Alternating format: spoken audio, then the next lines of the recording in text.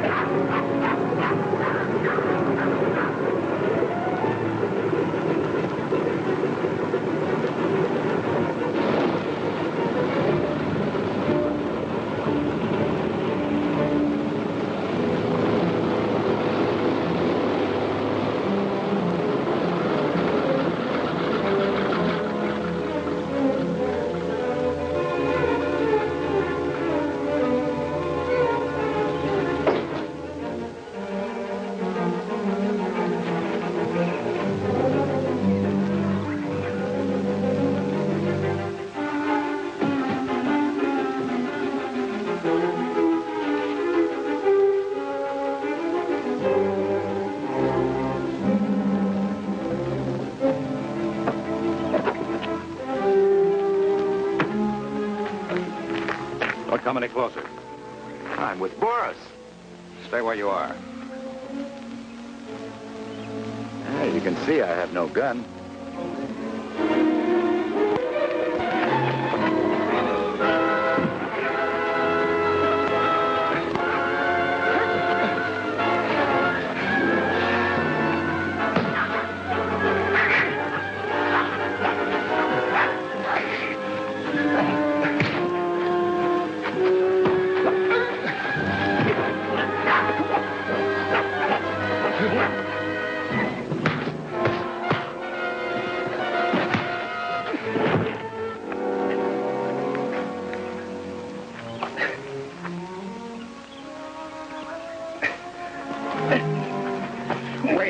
Wait a minute. You're Lieutenant Blake of the United States Air Forces, is that right? It's too late to deny it. I'm Captain Drum, Air Force, on special assignment. That'll take some proving with that outfit. Let's go into the plane and compare notes. Here's your gun. That should convince you I'm on your side. It's a good start anyhow.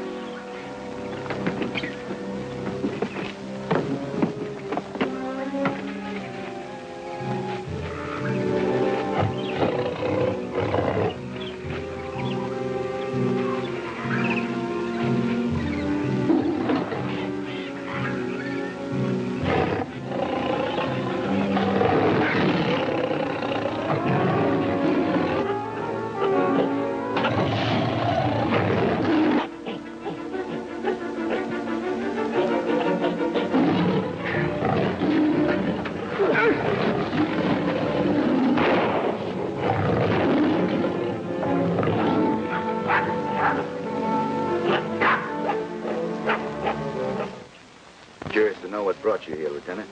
We picked a map that had instructions for delivering arms. The nearest we could figure came from this area. It did? Then you know about it. The SEAL sent me on a tour of inspection. Off the record, naturally, in this territory. That's why I'm in civilian clothes. I can give you the information you need in regard to that message. I still can't figure what an Air Force officer is doing in this wilderness. And in that outfit. It'll sound like a fantastic story, but here goes. A few months ago, seems like years now, I was stationed at an isolated radar post. One day, we picked up an unidentified plane. I was sent out to intercept it. As I overtook the plane and prepared to signal it to a landing, the pilot let go at me with a rocket. I got the plane in my line of sights, and the plane went down in flames. We picked up information from the wreckage which indicated that the pilot, who wore a red star, was headed for a spot in the African Congo. It was too hot for us to handle. So I was sent to Washington with the secret data we'd found in the plane. Finally, I received orders to take the place of the pilot I'd shot down. The Air Force had the same kind of a plane captured in Korea. The microfilm was turned over to me after Washington had made a copy. My orders were to contact the mystery group in this area. As I neared the land under the skull, I ran into a tropical storm. The plane was struck by lightning.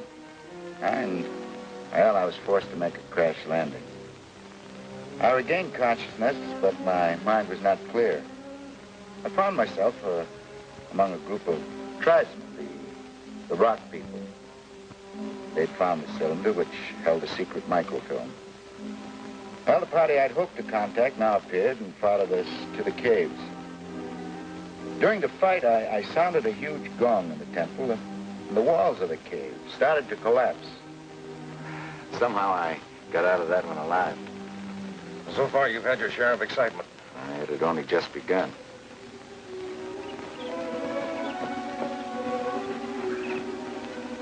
Diga! Get a couple of our men. The plane must have landed somewhere. We will try to find it.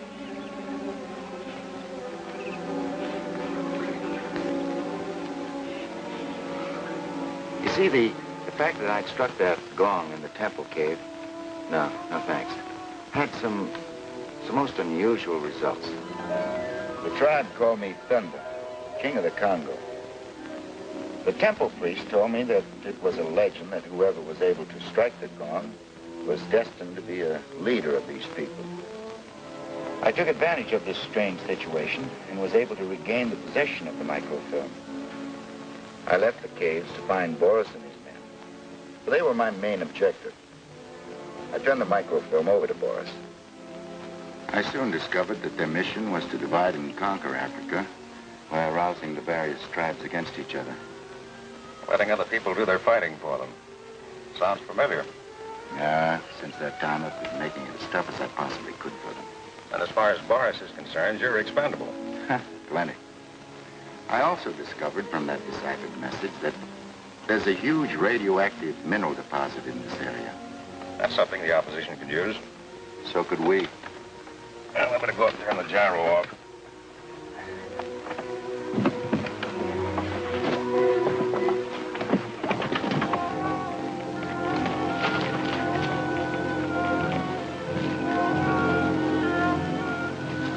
Someone's coming.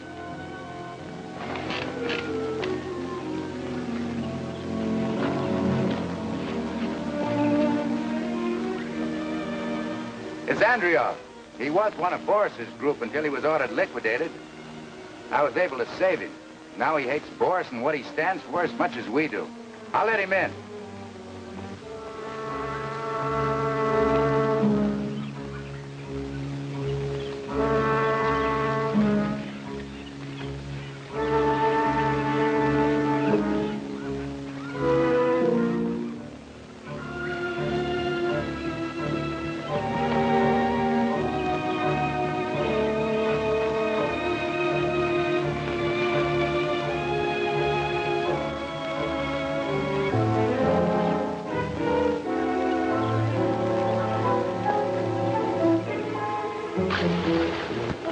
That is not the plane we were expecting. It must be someone bringing help to Thun'da. And to Andreov. Do you see the traitor? Yes. And we must see that that help ends right here. We cannot attack openly. The plane may be armed with machine guns. Diga, you must get close to it. Those traitors seem to be enjoying their get-together. We will give them one of our special cocktails. They should enjoy this even more.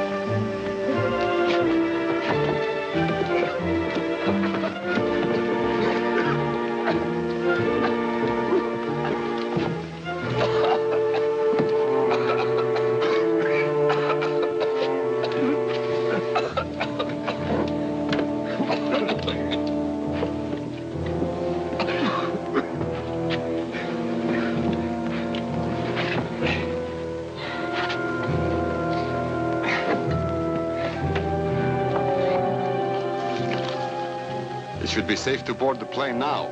Why? We won't find anyone alive. We can use it, can't we?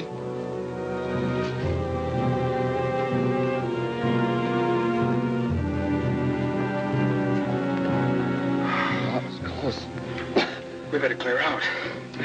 No, Blake. Whoever threw that gas bomb is probably waiting outside to pick us off. Thun'da's right. What are we gonna do? We'll do some waiting ourselves.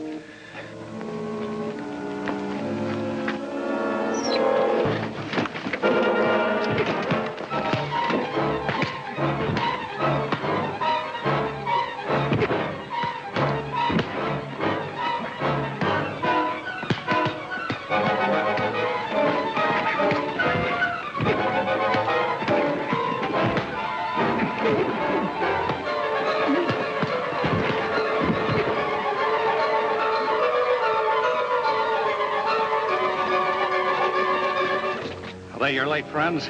Yeah. Hazards of the jungle. Rather take my chances with the four-legged variety. Well, Boris and his crowd won't be back for a while. That gas bomb was the sample. They've done enough.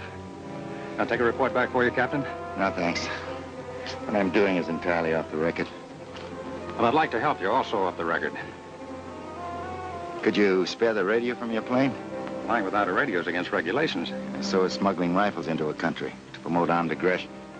That radio may help us block the attempt. Well, I have an emergency field set I can let you have. Good.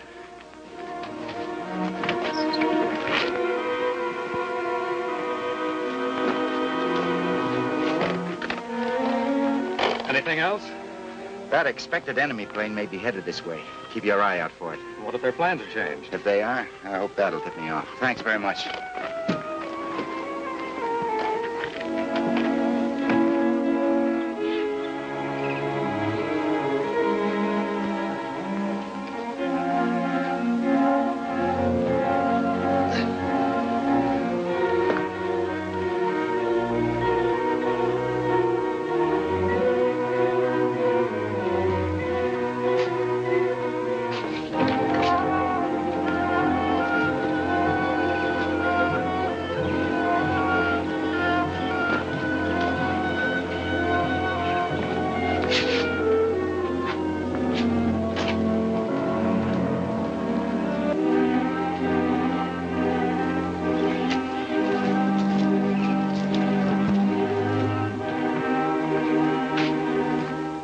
Yes?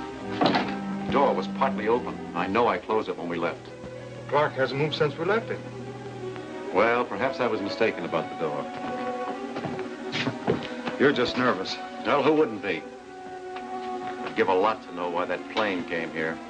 Obviously.